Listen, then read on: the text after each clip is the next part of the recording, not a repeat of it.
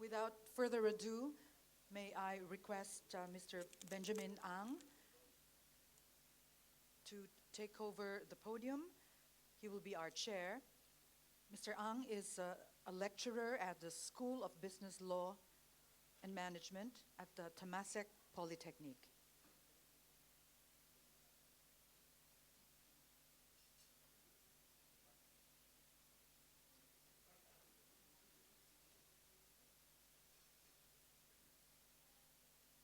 Thank you, and welcome back from your break. We are into the final session for today, and we've covered a lot of very interesting issues today, and especially from the risk issues just now. Now we come to the law and disorder. So for those who felt maybe slightly overwhelmed by the technical terms just now, you will now have the opportunity to be slightly confused by the legal terms in the next one. But having met the speakers for today, I believe that they'll be able to give it to you in a very understandable manner. So I hope you pay close attention to what they have to say.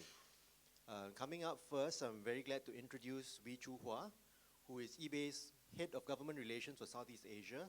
So he's taking care of government relations for all the Southeast Asian governments. And in fact, he hobnobs with all the presidents and ministers, and just met up with the Vice Minister for Finance in Indonesia and just came back in time to talk to us. But more interesting than that is the kind of food he gets to eat in each of these countries, ranging from scorpions to, I'm sorry, has everybody already finished your break? To fried maggots. But he's not going to tell us about fried maggots today. He's going to tell us more about the legal issues that are arriving in Solomo. So I invite you to, please help me welcome Wee Chu Hua from eBay.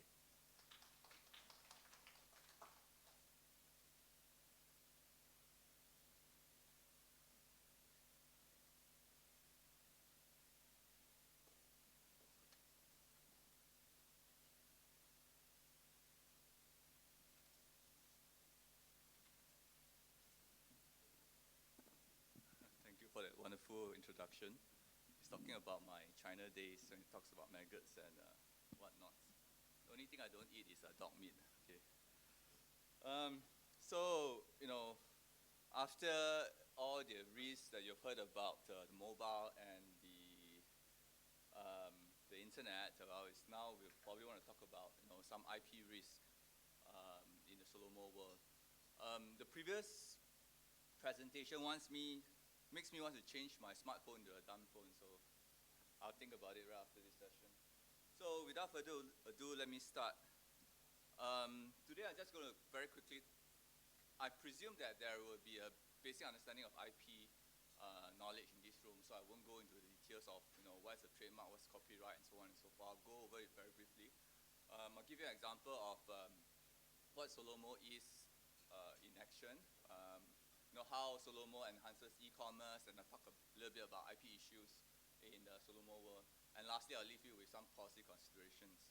I'm conscious of the fact that my panel, myself, and my industry colleagues are the ones standing between you and happy hour. And in fact, I'm standing between myself and my own happy hour, so I'll make it quick. So what is IP? If you go to the WIPO website or the IPOS website, it'll give you a very good 101 on what is IP. So basically, intellectual property is the creations of the mind. So it's the stuff like trademarks, copyright, patents, industrial design, trade secrets, geographical indication, and so on and so forth. IP basically gives the IP owner exclusive rights to do certain things. Why is IP important? IP fosters innovation because it rewards the creator for all the hard work that's put into creating the product. Maybe I'll go very quickly into what is trademark, what is copyright, patent, and so on and so forth. A trademark basically is a mark or a logo that distinguishes one product from another. So examples could be the eBay logo, PayPal logo, BMW, Nike, so on and so forth.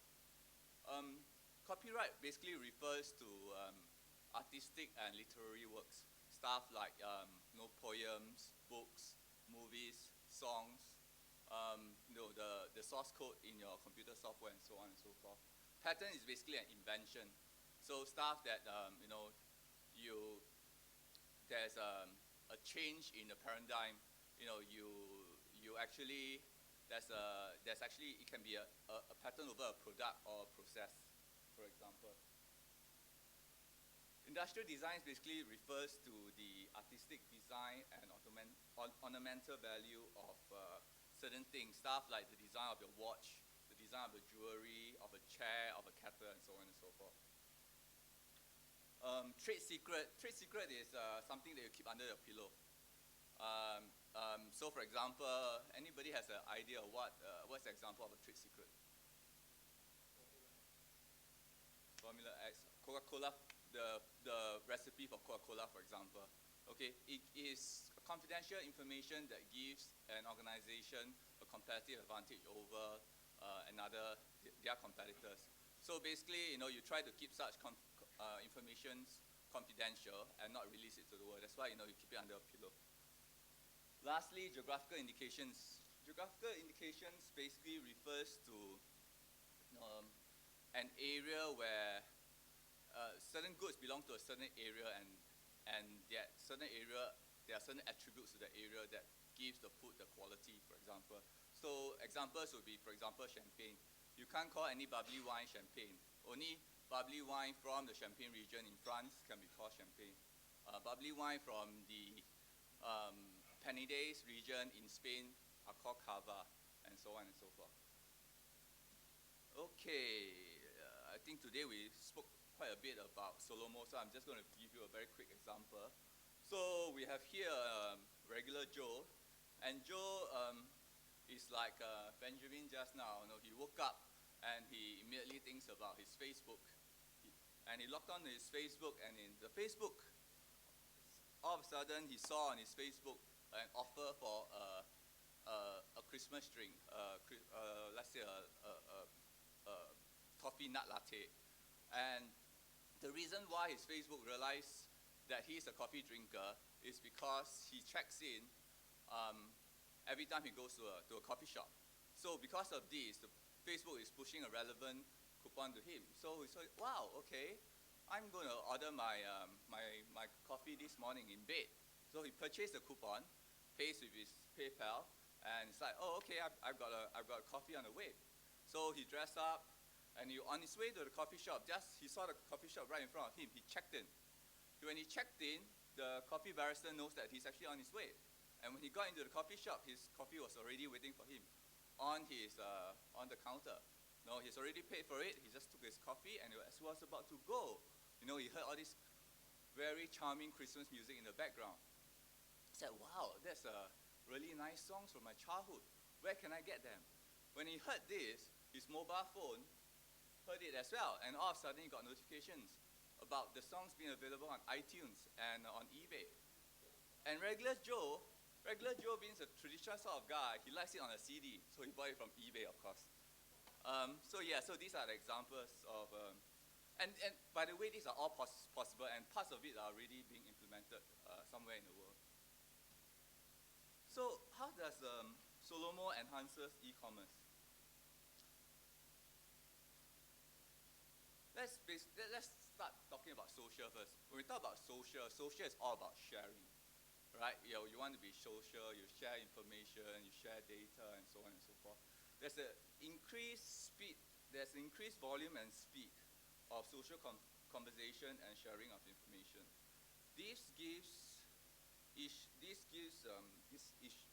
My paper keeps slipping. So you run into issues with respect to, we talk about IP being, giving the IP owners exclusive rights. So the rights are being controlled in the hand of IP owners. So certain IPs cannot be shared freely. So you run into issues with sharing. You run into issues with data privacy.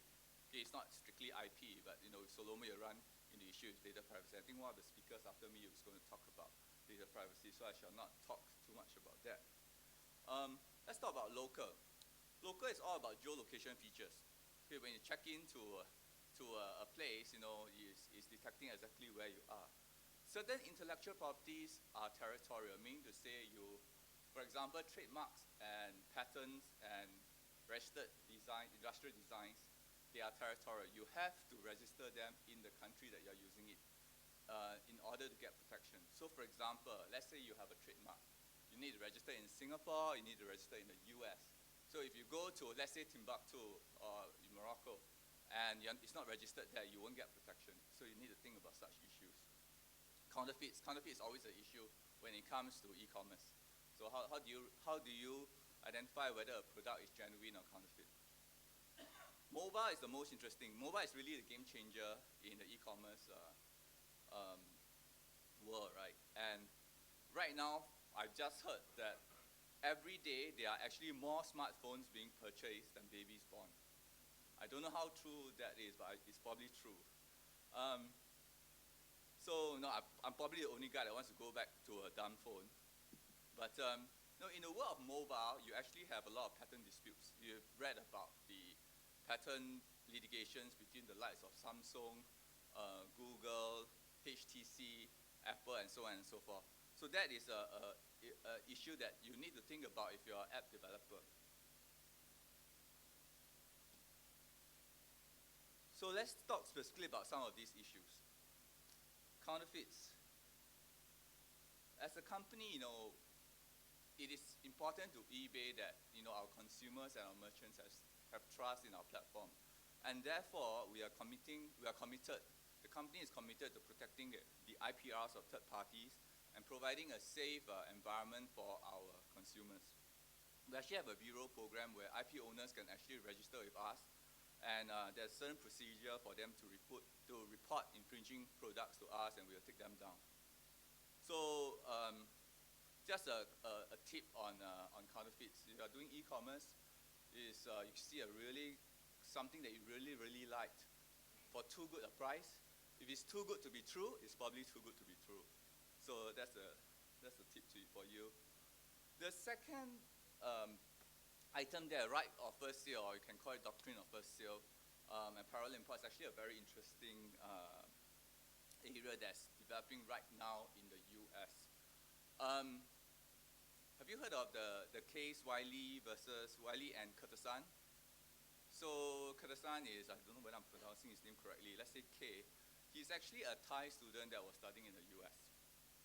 And to finance his studies in the US, he actually bought textbooks in his hometown in Thailand, and these are genuine textbooks, just Thai edition textbooks, and resold them on eBay in the US. And the publishers are now suing him for infringement of copyright. Because the argument is that although these are genuine textbooks, the publishers did not give you a right to import them and sell them in the US. Okay? So the courts are deciding whether that is pushing IP rights a little bit too far. So the right of first sale is actually a US doctrine that talks about the fact that the moment you sold something, the IP owner, the moment you sold the physical good, you actually exhaust your rights in the goods. So the buyer of the physical good, the IP goods, can actually then do whatever he wants with it. He can resell it, he can lend it out, and so on and so forth. The publishers in the US case argues that the right of first sale only applied to goods manufactured in the US and not outside. So they are saying that because although these are genuine goods, they are manufactured outside the US, you should not have the defense of first sale in this case. So the lower courts actually ruled for the publisher, but the case is now pending before the Supreme Court. So we're all awaiting the results of that case. How does that impact us? This is a US case. How does that impact us? Obviously, if you are a merchant looking to sell to the US, that obviously impacts you. But at the same time, this is really a case about parallel imports. Right? It's really a case about parallel imports because, whether countries allow parallel imports is directly on point for this case. In Singapore, we allow parallel imports. We recognize the international exhaustion rule. So, that is actually good for us. But, worldwide, other than this case, there are actually lobbies on both sides of the coins that are actually pushing for parallel imports and pushing against parallel imports. So at eBay, we support parallel imports, and and so we support the rights of the consumers. The third point there, intermediary liability. So a lot of internet providers are actually just platforms. So eBay is a platform to buy and sell goods. YouTube is a platform for users to upload videos and for consumers to view the videos. So when you are a intermediary platform or just an intermediary, what is really your liability when your users, let's say, post a counterfeit product on your website or post infringing video on your website? So that is really the question. As a platform, as an intermediary, what is a liability? And here, in Singapore, the law is that if you follow a certain procedure, for example, if the IP owner notify you and you take it down, your liabilities are limited. So you actually enters in a safe harbor. So that's a good thing. Patent dispute, we spoke a little bit about that just now. The current patent wars is how is it going to be resolved? In the mobile space, this is especially intense, and you see a lot of cross-licensing. You see a lot of litigations. Sometimes it's purely for a competitive advantage. So think about that. Cyber squatting is an old issue. Cyber squatting is basically a third party registering your trademark as a domain name. So for example, let's say you are Coca-Cola and a third party registered Coca-Cola in, let's say, Malaysia. Well, that's cyber squatting. There's certain international procedure to deal with such cyber squatting acts, but they are not really effective throughout the world. So I promised that I will stick to time. Am I on time? Very good. So this is my last slide. So I'm really looking forward to happy hour. So this is my last slide. There's a constant tension between IP owners and users. Okay, it's because IP owners always want more exclusive rights for themselves, whereas users are always pushing the paradigms to try to get more rights, more consumer rights. Business owners as well, they're trying to push more innovative business models that actually push a paradigm of intellectual property. So think about iTunes. How does iTunes push the paradigm for IP? How does let's say YouTube push a paradigm for IP? These are some of the things that you can think about. So for regulators, they need to think about moving forward, how do you balance the protection of IP with advanced innovation and business models? And the second point really relates to payments, e-payments. Our current world is actually not adapted to, we don't really have a framework for e-payments. So our payments law are actually quite old and outdated. So there's something to think about, whether we need a new e-money regulatory regime. For app developers, again, you think about when you are trying to develop an app, are you infringing on others' IP, especially patents? For user, when you're sharing information, think about, are you infringing other people's IP? And for companies, you think about your liability and a responsibility as an intermediary. So for example, as eBay as a platform, although we advocate for limited intermediary liability, we do respect the IPRs of third parties, and therefore we have, for example, our bureau program where we allowed IP rights owners to notify us if they are infringing goods on our website. So with that, I leave you with my presentation. I'll be happy to entertain questions afterwards. Thanks. Thank you. So, before you go, since you finished so well on time, thank you very much. Some Q&A from the floor while it's fresh in everybody's minds. I'll come over to you with the mic. Or I can also start the ball rolling. And no, just maybe you can tell us some examples if they are not too sensitive about cases where intellectual property has been a real big issue when you in the work that you have to face.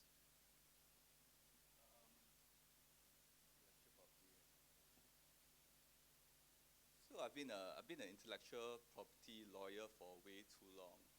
So in my early days, I was actually an IP lawyer in China.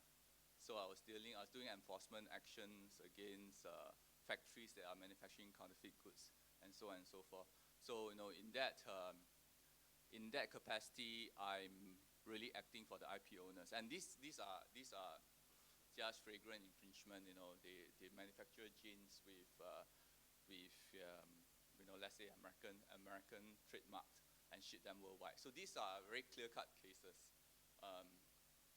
Then I moved on to Microsoft. I became an IP lawyer there, and then now I'm at eBay.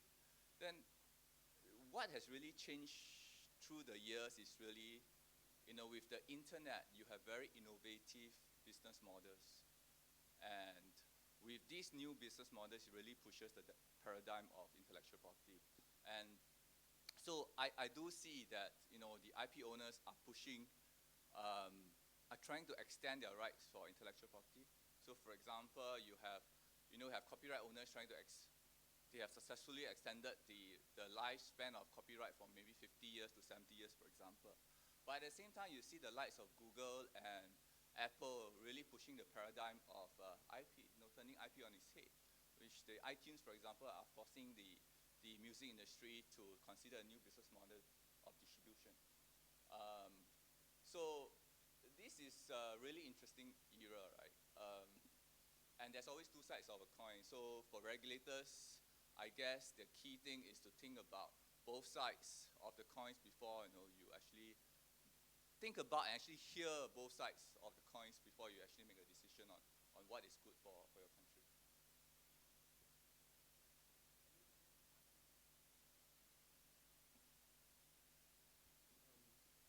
In the area of software patent, there are countries which are for it and some countries which are against it, right? So how can such be resolved? It's a hard question. So the issue with software patents is,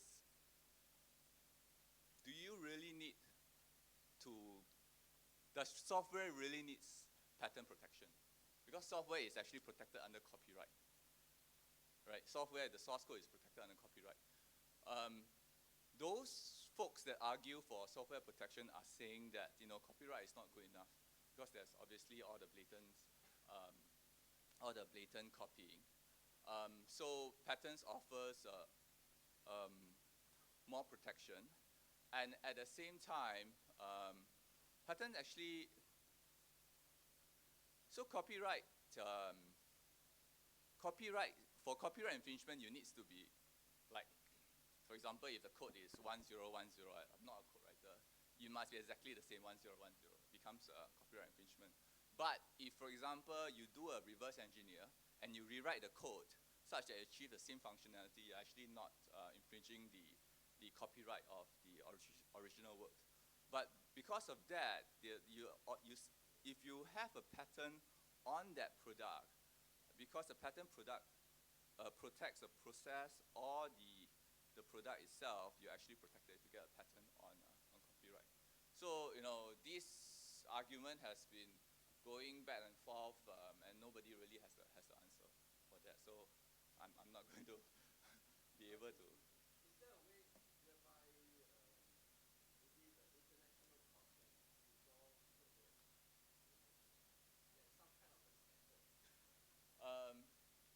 Yeah, well, first thing first, the US patent laws and the rest of the world common law patent laws are really different.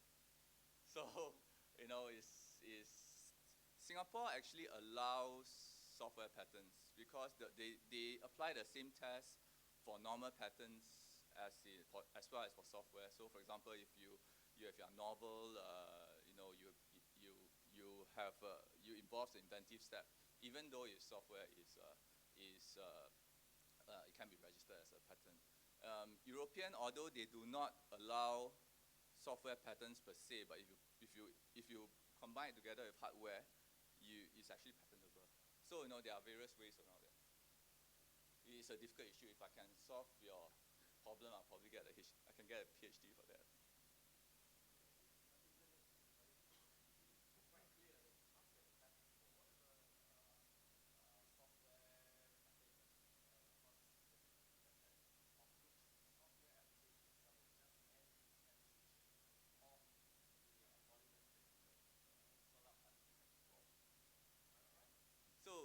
Yeah, so that is definitely something that everyone should be doing if you are app developer. Well, you weigh the pros and cons. Software patent registration is expensive. It's territorial, so you need to think about costs and all that stuff. But if you have a multi-million investment that has gone into R&D for your product, I think you should definitely sort the patent protection. It protects the process. Yeah, correct. Correct.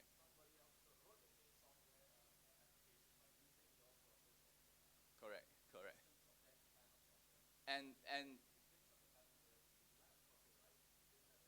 correct, absolutely correct. So for example, so long as it serves the same functionality, but they write a totally different source code, you are still protected under patent protection. You still have patent.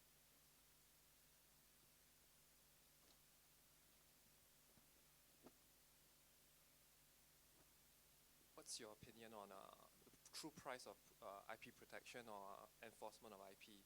The example I'm going to talk about is maybe about Sony, how there was a hacker that basically broke into the PlayStation system, and Sony tried to enforce its IP on it. In the end, the hacker community actually banded together and actually hacked into Sony, and Sony ended up losing about maybe close to a few $1 billion.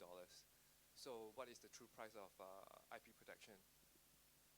So that's why you're absolutely right there. You need to consider not only the legal aspects of IP, but the social aspects of IP. And you need to think about how will the world perceive you as a company if you are doing something.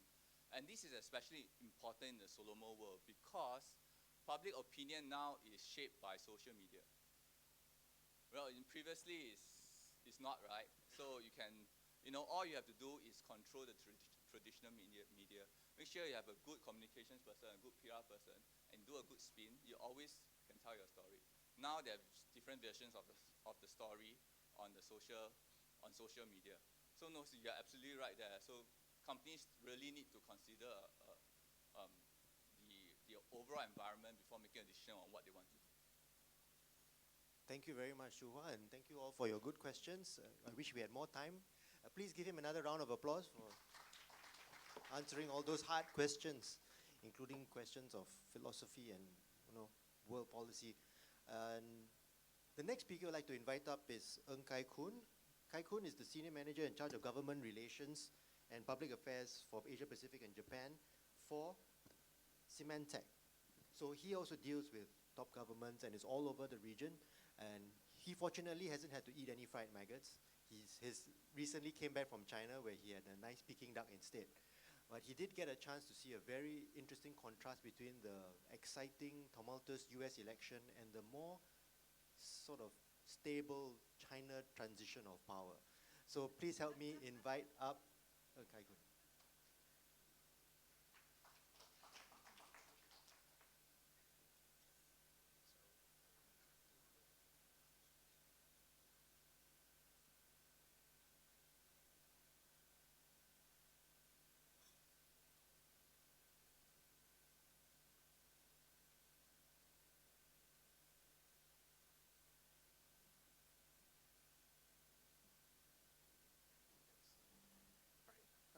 Well, Chua put me on that hammer by saying that, I can't take too long because I'm now in between him and his happy hour.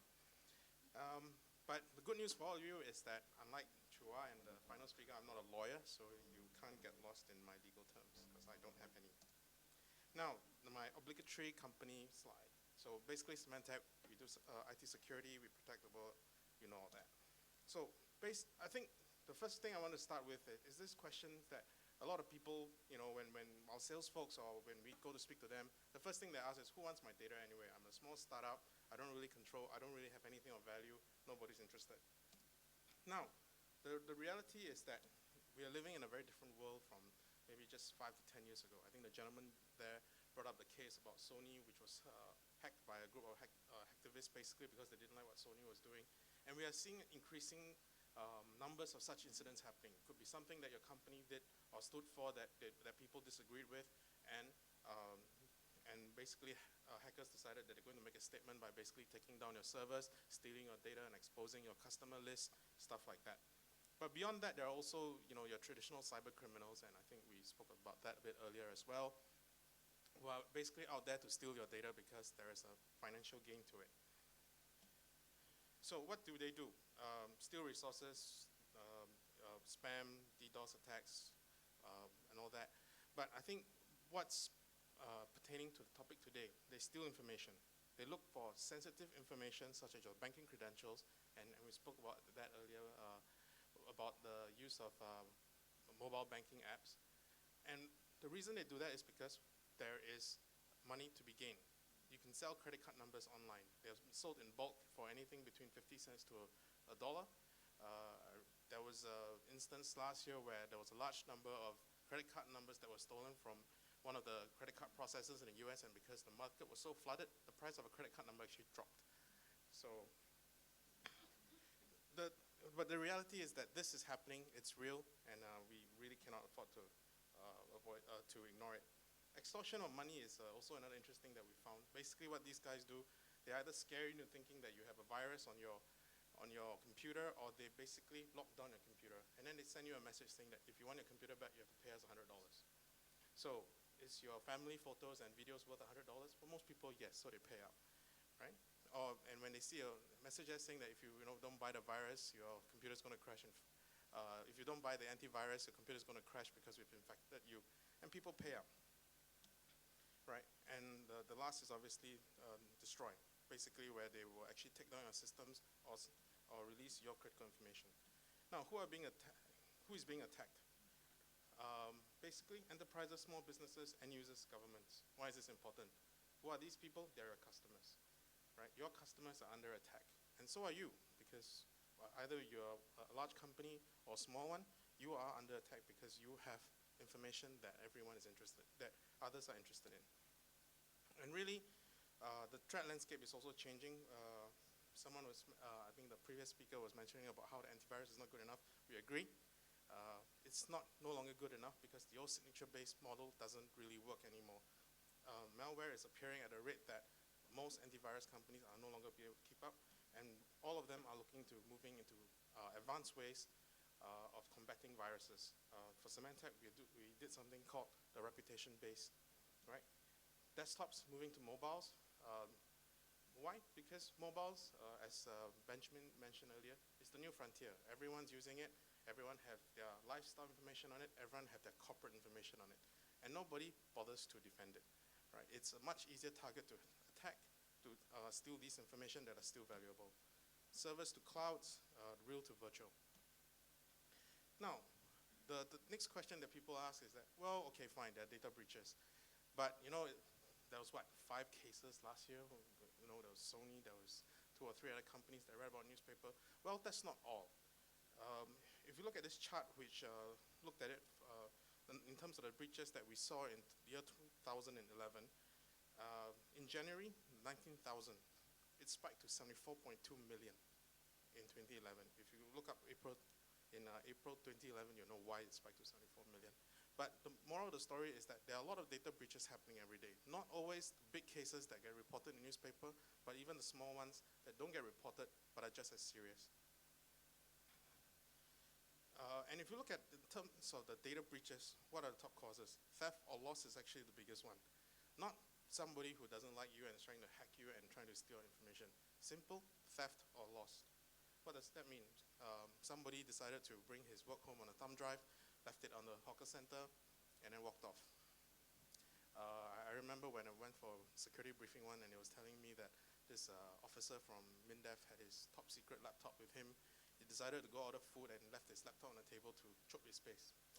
Brilliant. So, top causes, but ultimately the top causes, still hackers. They are responsible for a lot of the cases going in, trying to steal your data. And so this is something that you need to be very much aware of. Now, if you look at the types of information that's been exposed in deliberate breaches, that means where someone actually went in to try and steal data.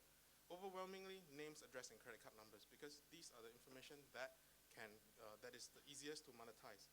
Usernames, passwords is another big bucket. Why? Because these are, again, something that can lead you to more further information. I think Benjamin raised the earlier example of LinkedIn. One of the things that we also notice is that people like to reuse password. People have the same passwords for LinkedIn, Hotmail, Gmail, Yahoo, Facebook. And so when I know one password, I actually know all your passwords. And even more frighteningly, you use the same password for your corporate emails, your corporate system, so that once I know your LinkedIn password, I could actually hack into your corporate system as well.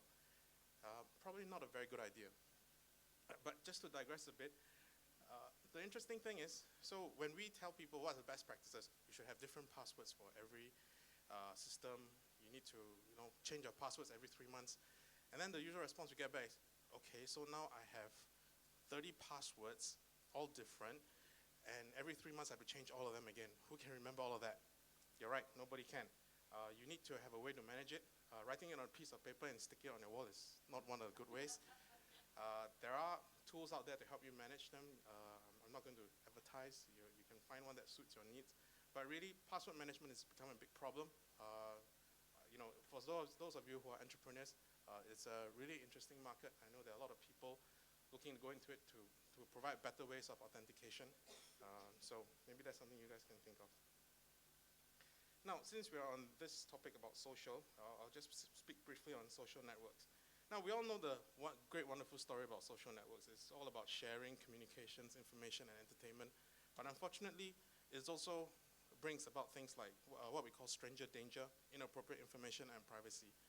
It's unfortunate that most people who are on social networks today do not understand what is the reach of social networks. They do not understand that data or information that they post about themselves or their views can actually be viewed by the larger community. I think everybody know the case about this lady who had some very unfortunate views about an event in a void deck, and after that essentially in a period of 24 hours, she lost her life, right? Everything, she lost her job. She basically became, like one of the most hated persons in Singapore, and people were wondering if she could ever get a job in Singapore again, and she actually left the country. Why? Because she didn't realize that what she posted on her Facebook account was actually viewable by others and could be shared by others. And unfortunately, in her case, it actually went viral. Now, whatever was her motives in posting that, whether it was right or wrong, it was still unfortunate that happened. In the US, it's becoming a very common practice for companies to actually start doing searches of prospective employees, looking at their Facebook accounts, their LinkedIn accounts, just to see what kind of people they may be hiring. Ethical or not, I'll leave it up to you, but it's happening, so you need to be aware that social networks are not really that private. This was a new word I recently read. I thought it was quite interesting. Cyber miscreants. Sounds better than malicious actors. So the thing about social media is, as you guys know, is that it's this great new frontier, new business models. Everybody love it, including cyber criminals. Why? It's viral in nature. It's easy to spread whatever it is they want to spread, right? And people are less suspicious of contents from friends.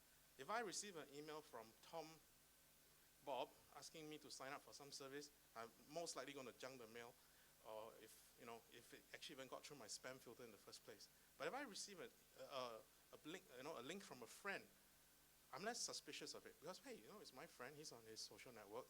Why should I suspect that? He's not sharing me a great deal for a free Coke at McDonald's. But the reality is that cyber criminals also recognize this fact, and they are exploiting it for their means. And if you look at the statistics that we collected there, the percentage of threats being propagated across the internet through social media is increasing.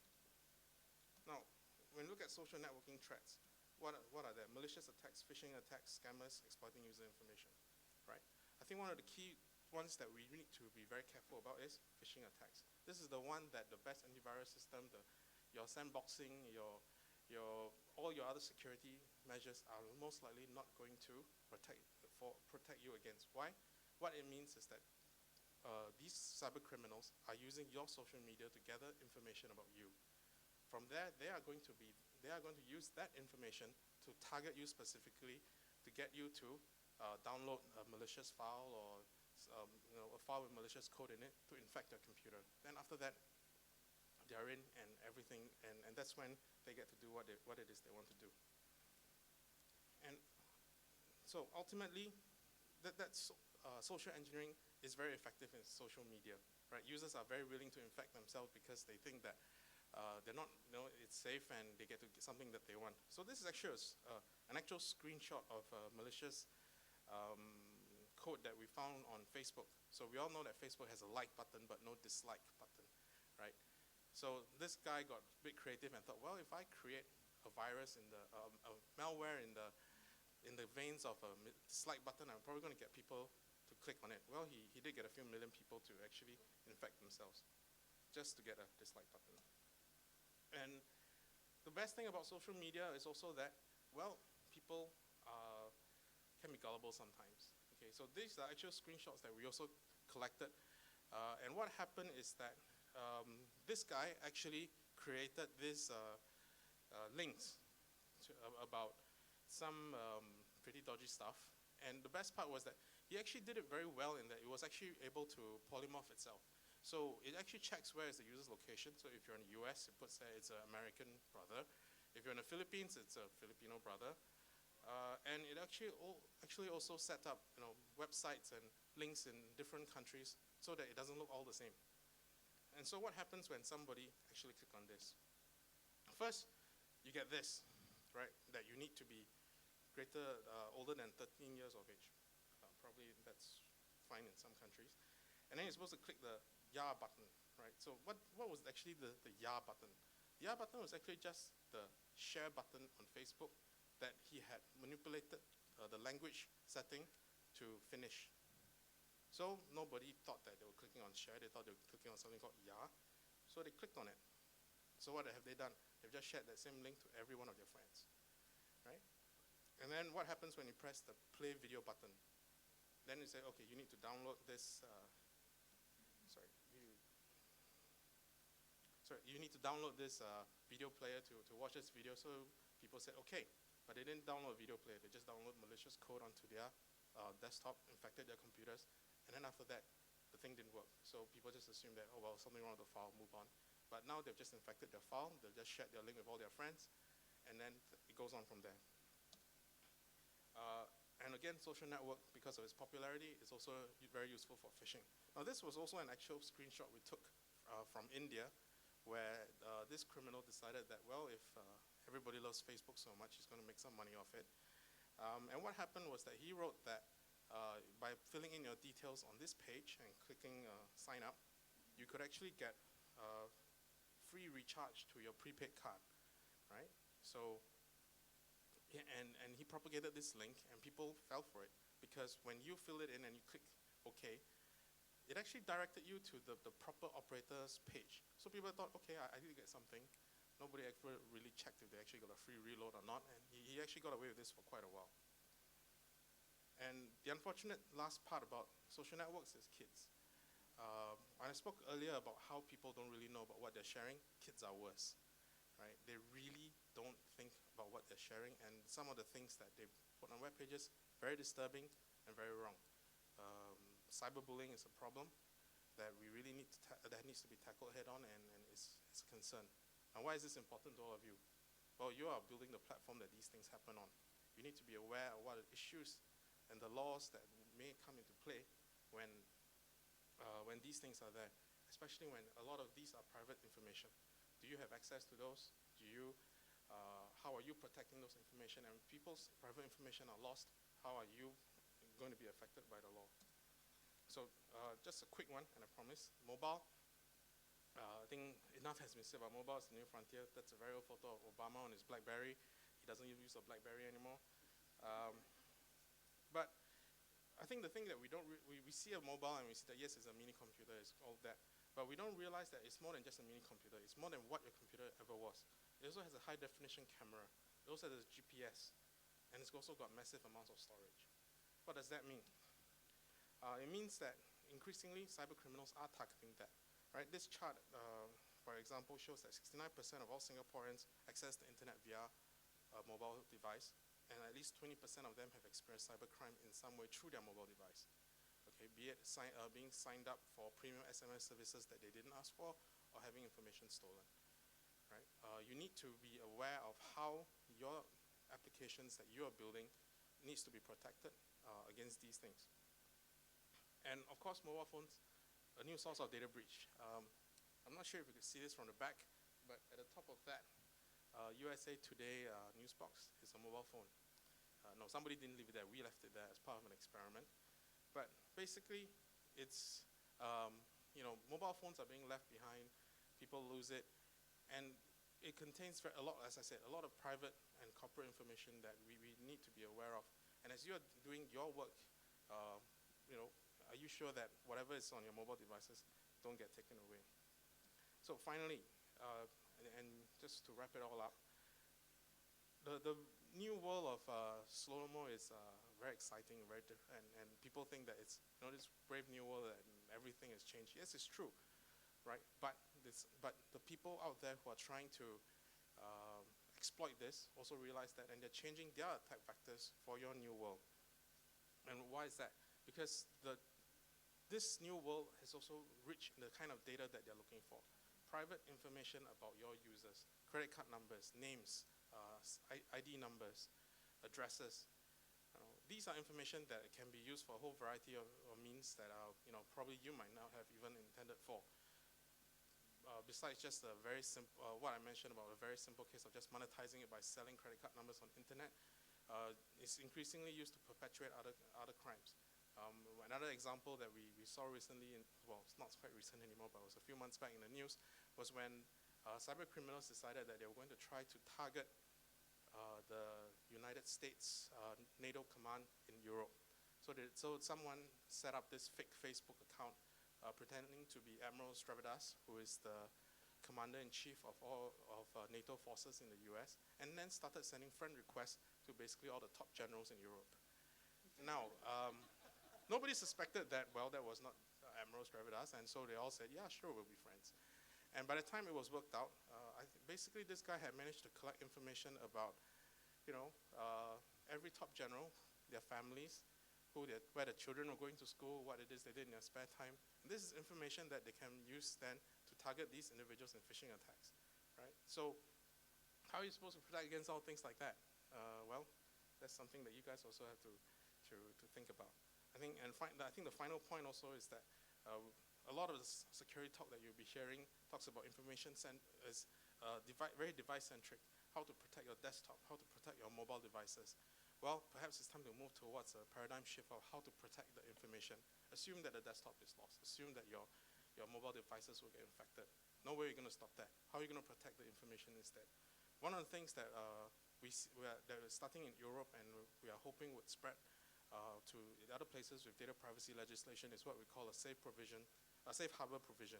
Basically, if you can prove that your data is protected through encryption or some other technical means, whereby even if it's stolen, nobody can make use of it, you should not be liable in a criminal or civil manner for the loss of that data, right?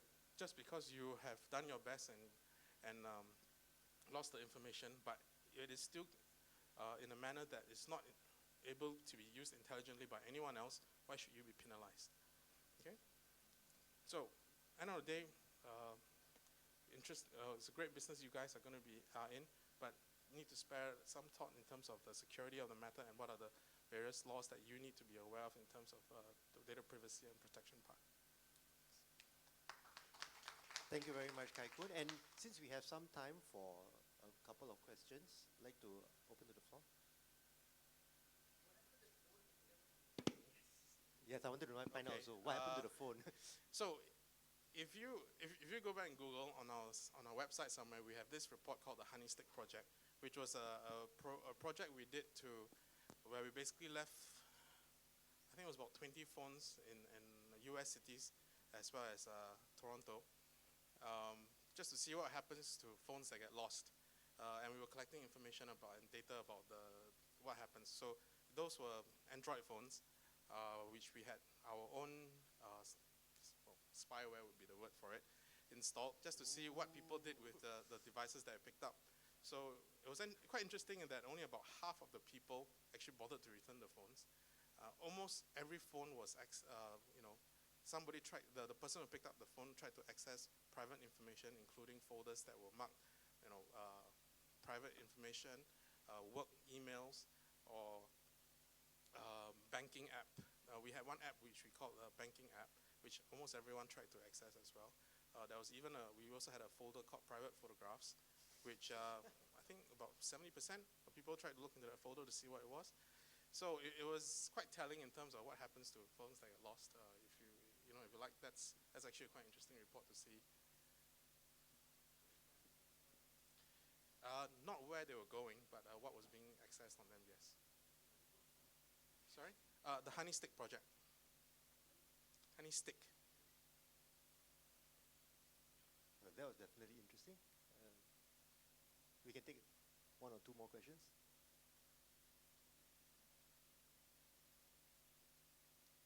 I'd like to know about the safe harbor provisions. How open have the governments been to giving this kind of safe harbor? In Europe, it's actually part of their e-privacy directive. It was accepted as a recommendation, and they have included in the e-privacy directive that basically, as long as you can prove that there are technical means whereby the data is protected, the company is not liable for civil or criminal. There's no civil or criminal liabilities. I think in the US, certainly there's a lot of consideration for it, but of course it's a bit complicated in the US because every state have their own privacy laws. And I think in this region, it is something that a lot of countries are looking at carefully. I think the key thing also is that for almost every country, data privacy laws are not there to penalize people, right? Basically, it's there to make sure that companies recognize that they have legitimate, as long as there's a legitimate need for collecting those data, they also have a responsibility to protect those data. And when they have done that, there's really no reason for them to be penalized further.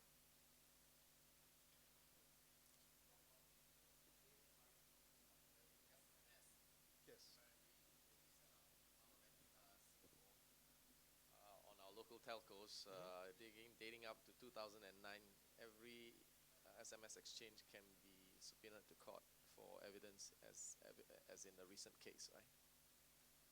Sorry. So what's the question? Yeah. So, is there any recourse for personal privacy in terms of being protected against anybody who wants to be able to download or retrieve for various reasons or even investigations your private I think messages? So if we move away from messages in general, but I think data privacy as a rule, I think every company, if you look at specifically for Singapore, the Data Protection Act, which was passed into law 2 months ago and will be enforced from next year, basically states that if you hold customers' private data, you actually have the responsibility to safeguard it, and basically not to release it unless essentially there's a reason for it, right? So, for example, if there's a subpoena from court, then there is a legitimate process that has been gone through, where a legal process which says that you have to give up that information.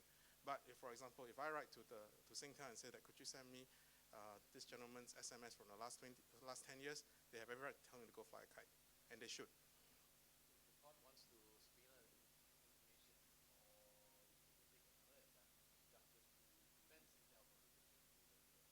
releasing Okay, well, as I said, I'm not a lawyer, so I'm not sure how the process would go. But essentially, I would think that when the court has actually decided to issue that subpoena, there was actually a good legal reason for it, and maybe you could check with one of the lawyers to. I'm sure. Maybe one of the lawyers would better be able to explain the whole process of how you would challenge a subpoena. But on the face of it, basically the Data Protection Act is, unless there is a lawful request for the data, they're not supposed to give it up, and they're supposed to be protecting it.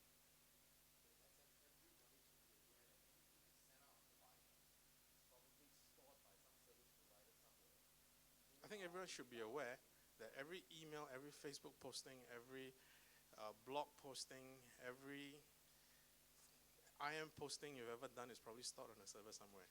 And you should be a lot more circumspect about what you write and post on the internet. It never goes away. Okay, great. Thank you very much, Kai Kun. It never goes away. Unfortunately, now you have to go away. But thank you very much for that. Please give him another round of applause.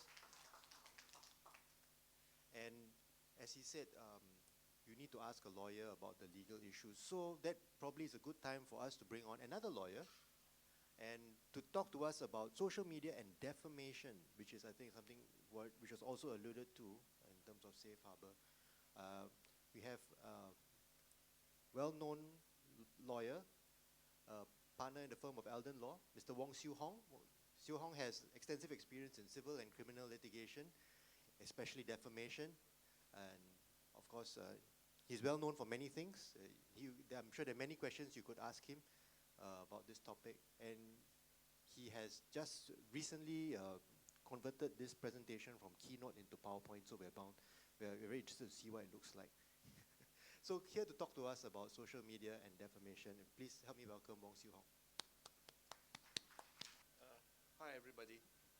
Ben, thank you very much. And I think the pressure is definitely on me now because I am the last line of defense between yourself and happy hour. And if I take on too much time, happy hour will become angry hour. Anyway, yes, this is a rehash of a talk that I gave at Law Asia a couple of months ago. And it's of course been trimmed down quite tremendously because that one was a talk that's given to lawyers, and I'm very conscious of the fact that we are that the legal issues there are not of all that much interest to present company. The other genesis of this point is, of this matter, is that in the about 5-6 months since I last visited this subject, there's been quite a lot of developments on the matter of defamation, etc. And it's going on right now. For example, in the UK, the matter involving Lord McAlpine and BBC, his spat with the Guardian newspaper, and then of course, for those of you who follow the subject matter with any interest, there is a very interesting Court of Appeal decision. High Court decision. No, not High Court. Supreme Court of Victoria decision in I can't quite get my tongue around his name because he's a Turkish fellow. Trakulja, I believe, versus Google. And I'll spend a little bit of time talking about that because I think that's where the big divide is going to be. Now, ancient history, Usenet. Does anybody remember Usenet? Right? Now, we all use email. We've got web pages, and right now the hot topic and what we're here for is social media. And I put in there RSS. It's not quite social media, but in a way, it's a granddaddy of social media. But we talk about blogs, Facebook, Twitter, etc., etc. Now, the problem with them, each one of them evolved, and each one of them work in a slightly different manner. And so, the question that we will have to think about is that how should the law be treating all these? A very simple, going on to the question of defamation itself. Right, there's the traditional divide between the spoken word and the written word. Now, notionally, I suppose you can defame somebody on a YouTube video, and that can be considered to be slander.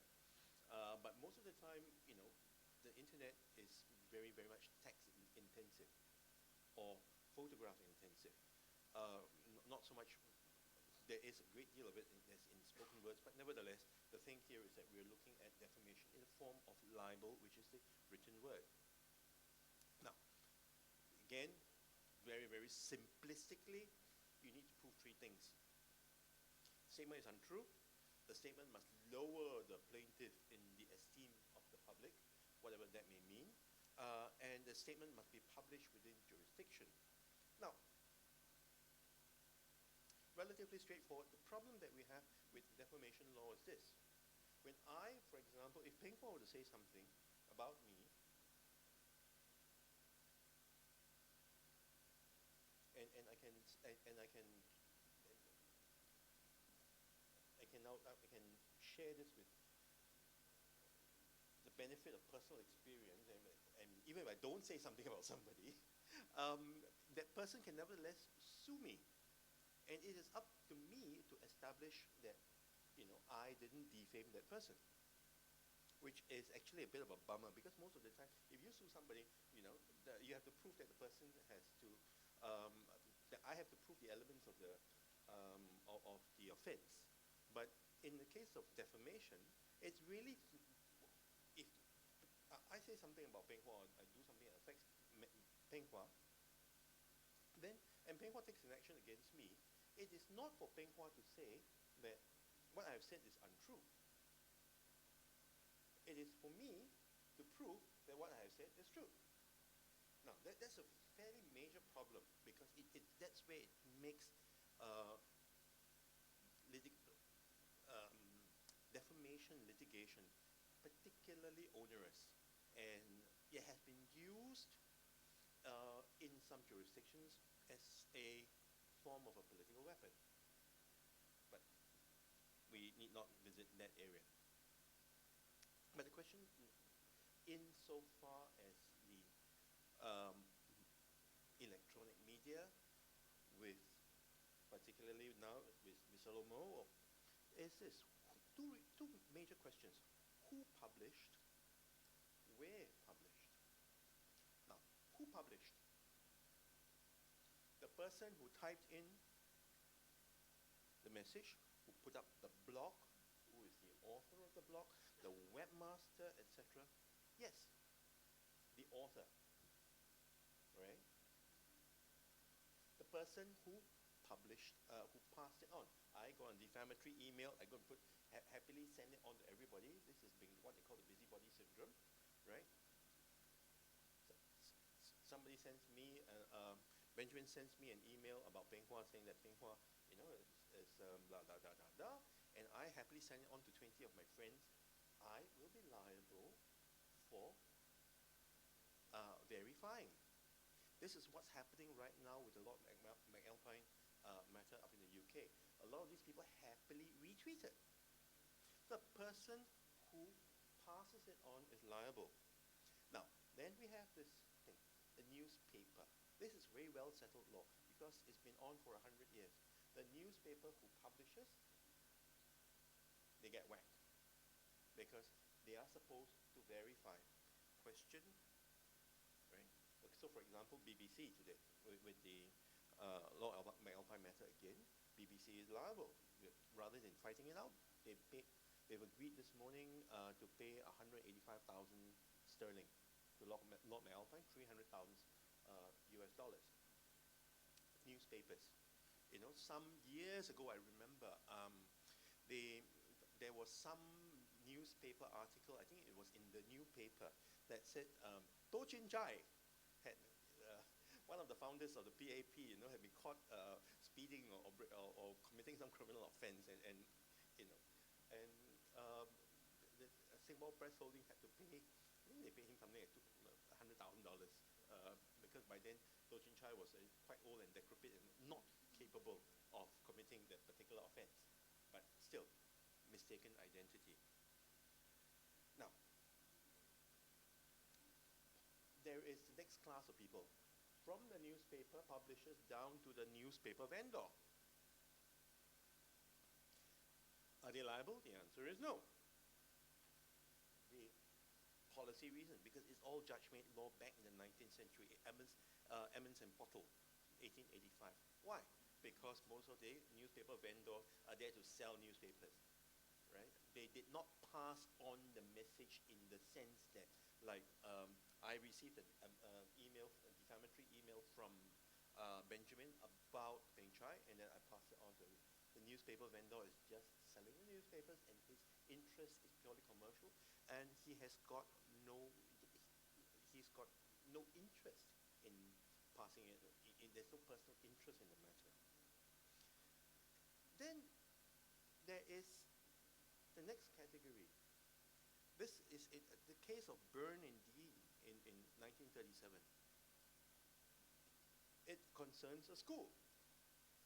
Some very naughty schoolboys took a pen of spray paint or took a paintbrush, and I think 1937 aerosol spray paint hasn't been invented yet. They took a paintbrush and then they scrawled some defamatory matters on the school wall. The school was held to be liable. Why? The judge basically says, look, you have control of the wall. You go scrub it clean. You remove it. And if you allow that statement to remain on the wall, you are liable. Now, bear in mind, this is all case law that goes back 100 years or more in a brick and mortar world. But these are the sort of case law that we have to deal with. And so what are we confronted with in the digital world today? Now, first and foremost, on the big picture, ISP liability. Why? Because the ISPs, Yahoo, Google, etc., they are the biggest companies on the planet. They got plenty of money. So why do you want to go and sue the individual fellow, the person who posted it? You can, you probably should, but at the top level and really at the enterprise level, the ISP, if you're a service provider, not really, I wouldn't even call them ISP in a very broad sense that when you're Google, etc. But if you're, for example, some of you may be providing some sort of a blogging platform, etc., or you provide postings and users are able to leave comments, are you liable?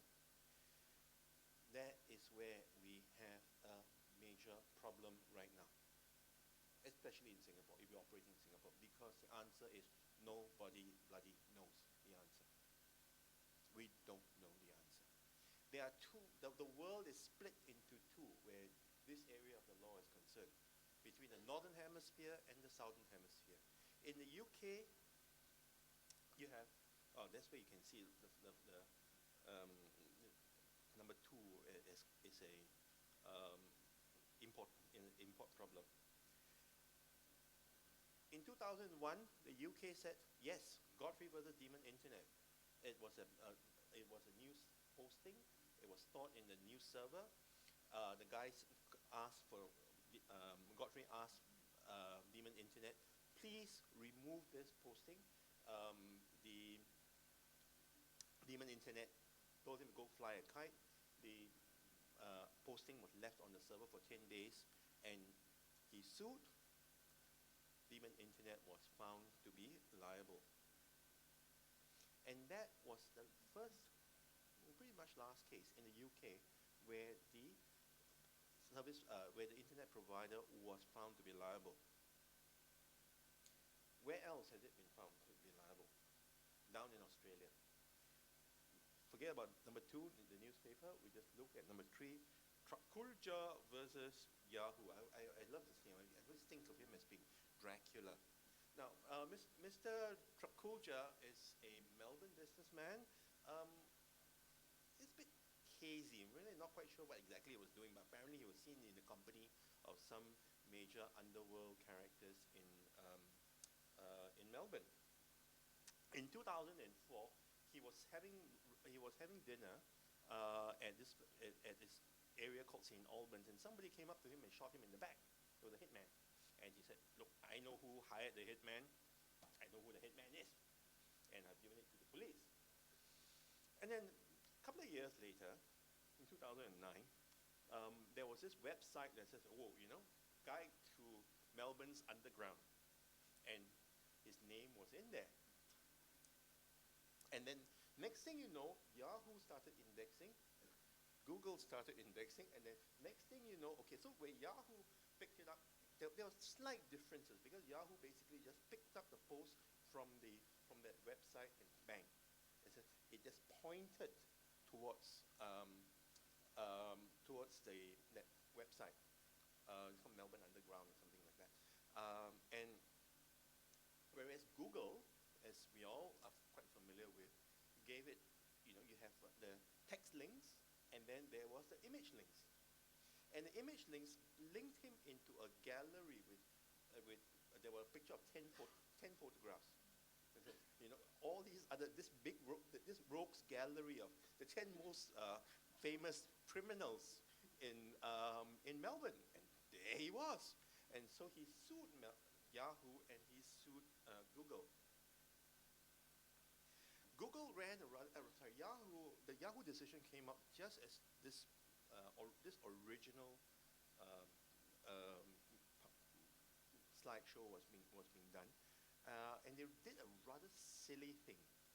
They said that, oh, prove to me that it has been published. Show me one person who has read this post. And guess what Mr. Trakulja did? He produced two. And essentially, there was game over for Yahoo, because it was a scam, stupid thing for them to do. I really don't know why they did it, but they did it. And Yahoo was ordered to pay the princely sum of 225,000 Australian dollars to Trakulja, and Yahoo didn't appeal. Then, Mr. Trakulja took on Google.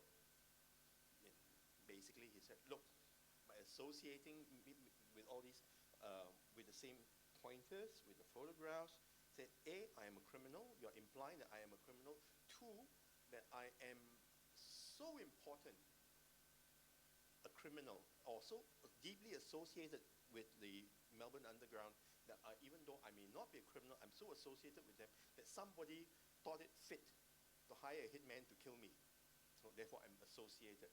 Or three, that you have implied by the statement that I am so important or so associated with the Melbourne Underground that I have made my way into a rogues gallery together with the other 10 fellows. Now, basically, Google had a very good run in the Northern Hemisphere, which we will come to later. And, well, unfortunately, the jury would have no truck with it. They basically found Google liable based upon the Yahoo decision. And next thing you know, it went to a judge and it was assessed. Well, and Google has been ordered to pay 200,000 Australian dollars. So not too bad for 2 years, but $425,000 plus legal costs for Mr. Trakulja. Right.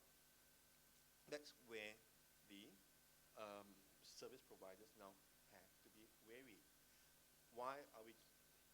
On the other hand, you have the northern cases. You contrast what's happening down in the southern hemisphere with what's happening in the northern hemisphere in England. Right? You get Bunt and Tilly, you got Metropolitan Design versus Google, you get Tamis versus Google. As I was saying, Google had a very good run up in Europe. I won't take you through the facts of these cases, but the long and short of the matter is that Google won every stage of the way. The English courts basically held, look, Google is, the service providers are mere intermediaries. They don't have to think about these things. It's all machine. There's no intention on their part. There is, nobody went in, Google didn't type in the search phrase. It was all machine automated responses. So Google is not liable. The Australians said, well, you guys worked out the algorithms, and you comes up with this kind of answers, too bad. Okay. But that's where we are right now. Where do we stand in Singapore? Like I said, no bloody idea. No bloody idea, because we haven't had the opportunity to really test it. The one opportunity that I am aware of came out in the papers a couple of weeks ago, which again, unfortunately, I happened to be involved in, and that was a case involving that club where they rather distastefully put up the school crest of a couple of very reputable schools, boys' school and girls' schools, and the girls' school says, guys, where do you want your one-night stand? And the boys' school logo, they had this, girls, sugar daddy is here. Okay, now, interesting point about that, which I was asking the client if they wished to contest the matter, because I acted for the club. Look, one, who published? Because it was all posted onto Facebook, and published in the newspaper. It went viral and was captured in the newspaper.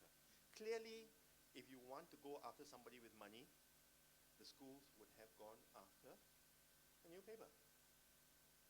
Singapore Press Holdings. That would be one target. It really is a target-rich environment, right? Who do you want to go after? The schools have been quite conservative, but if I was advising a school, I would go after Singapore Press Holdings, because the schools the newspapers publish those photographs, and they were clearly defamatory. Alternatively, I can go after Facebook, or I can go after the club, or I can go after the persons who publish. Now, why? Because what happened there is that it was a private party. It wasn't open to the public. The club organized a private party. But people, those party attendees, happily took photos with their handphones, blah, blah, blah, blah, blah. And then they posted it onto their Facebook accounts. So who published? Who was the author? The people who took the photographs.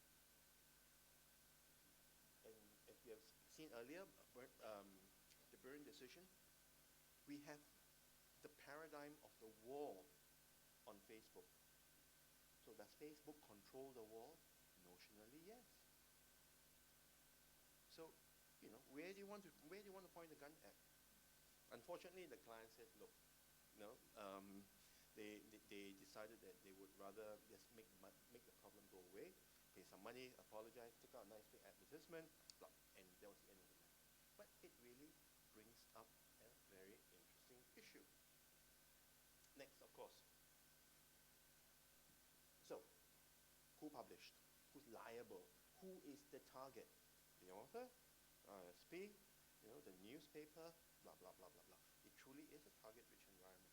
Now, with the internet, you have the other problem, right? When you upload it onto Twitter, bang. It goes all around the world. 300 jurisdictions. Some of them have got friendly laws, some of them don't have friendly laws. So the UK, so where was it? Where did the publication take place? Very nice legal arguments that we can talk about. I'm running out of time, but we don't, and clearly I don't think it's of your interest, but where was it? Was it where solomo, right? Local, here in this hotel where I tweeted it? Or was it where it was uploaded into the server? Or was it where the server was located? Or where was it download and read? There are some cases on that matter. They all go back. If you have any interest in the subject, go read again the Australian High Court decision in Dow Jones versus Gutnick, because Dow Jones, this was a case of a territorial fight. Where was it best suited to litigate the matter, in San Francisco, in the United States, in California, or down in Australia? We also have a local Singapore decision on this point. Basically, it just said where there was substantial publication, which doesn't really help us very much, because the thing here is that so long as a lot of people, what is substantial? We don't quite know, right? But the thing is that so long as people read it, download it, bang, there is jurisdiction. So this opens up a whole new industry. It opens up a whole new industry, forum shopping. Because, like for example, Courtney Love, UK is becoming a favorite jurisdiction for forum shopping for defamation. In a sense, Singapore also, but maybe Singapore may want to be a litigation hub for defamation. I don't know, but UK definitely is. So, the one that you would want to look at is Keynes versus Modi. Keynes is a very famous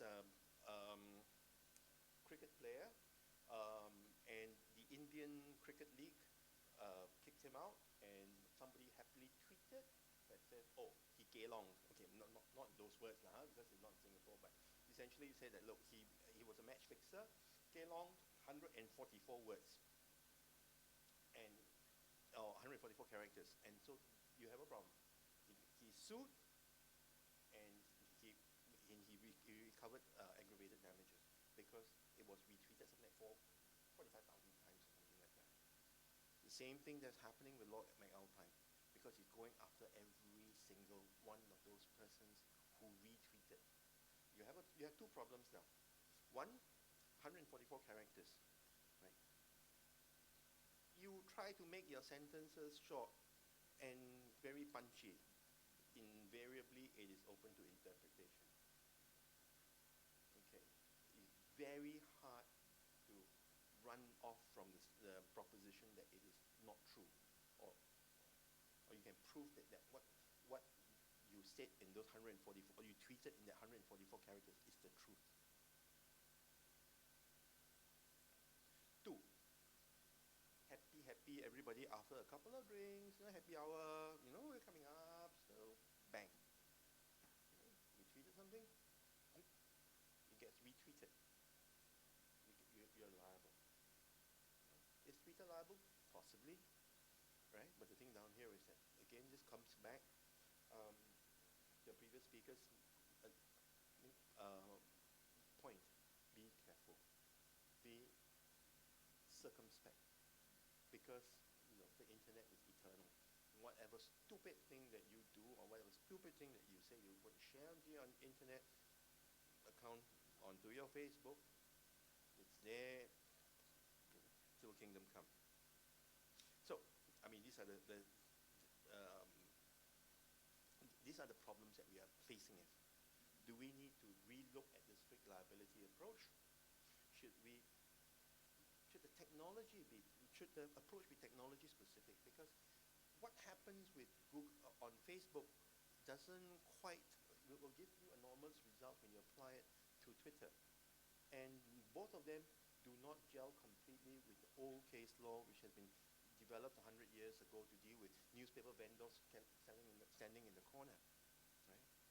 Or the other question is, should the approach be technology neutral? If it is, what should those be? Okay, so the only interesting one out of this point here is Leong Yuk Kong in Malaysia. This guy posted some defamatory matters and about the school, and the school took legal action against him, and it's really quite funny. I think he settled, and what he was made to do was to post 100 times, "I shall not post defamatory matters on the internet." He had to tweet that 100 times. It was really quite good. Creative punishment, right? But I would have thought that the Malaysians in this respect kind of led the rest of the world.